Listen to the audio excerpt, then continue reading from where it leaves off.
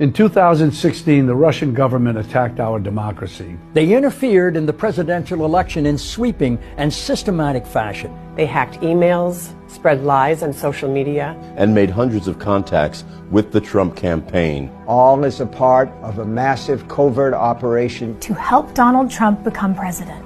In May 2017, the Department of Justice appointed former FBI Director Robert Mueller as a special counsel to investigate connections between Russia and the Trump campaign.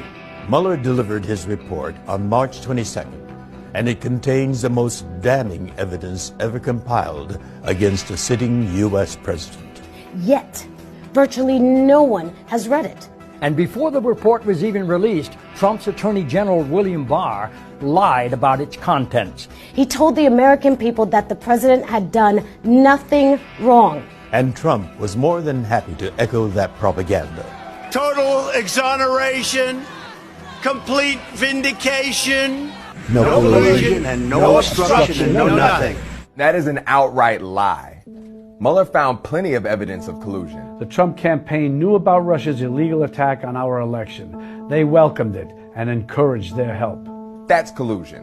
And recently, Donald Trump, seated in the Oval Office, acknowledged that collusion. In fact, he admitted that in a future election, he would break the law and do it all over again. I think you might want to listen. There's nothing wrong with listening. I think I'd want to hear it. You want that kind of interference in our elections? It's not an interference. They have information. I think I'd take it. But we knew that. Here are some other specific examples from the Mueller report. 1.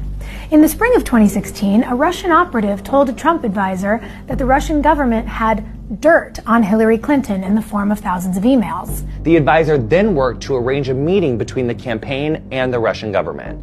That's collusion. 2. In June of 2016, Donald Trump Jr. received an email offering dirt on Hillary Clinton as, quote, part of the Russian government's support, unquote, of his father. Don Jr. replied within minutes. If it's what you say, I love it, especially later in the summer. 4 days later, on June 9th, 2016, he set up a meeting in Trump Tower with a Putin-connected Russian lawyer, the campaign chairman, Paul Manafort, and Trump's son-in-law, Jared Kushner. That's collusion. 3. On July 22nd, 2016, WikiLeaks worked with Russia to release thousands of emails stolen from the Democratic National Committee. Trump knew Russia was behind the attack, and his staff prepared a strategy to take advantage of future releases. At a press conference a few days later, Trump said, Russia, if you're listening, I hope you're able to find the 30,000 emails that are missing. That same day, the Russians made their first attempt to hack Hillary Clinton's private email servers. That's collusion. It's clear Russia was helping Trump, but it's also clear the Trump campaign was helping Russia. When Trump got his first intelligence briefing and the FBI warned him that the Russians were trying to infiltrate his campaign and urged him to report any suspicious activity, did he? No.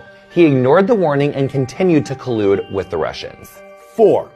In the run-up to the election, Donald Trump Jr. repeatedly communicated with WikiLeaks. And Trump ally Roger Stone kept in regular contact with a Russian military intelligence hacker who gave him, quote, the turnout model for Clinton's entire campaign, unquote.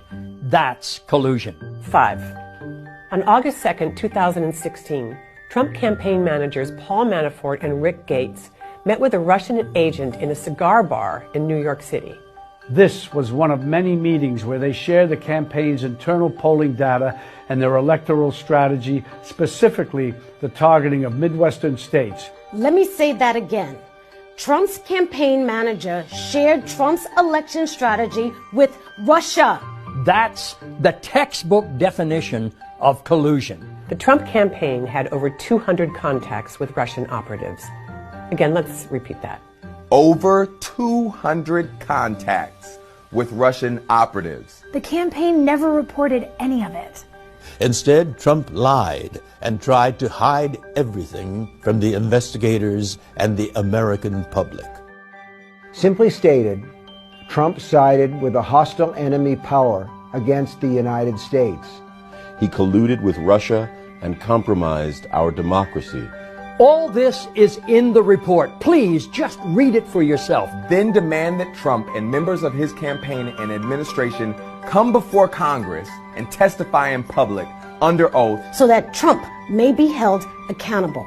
Donald Trump, If you are listening, on behalf of the American people, we will hold you accountable. Because no one, No one, No one not even the President of the United States, is above the law.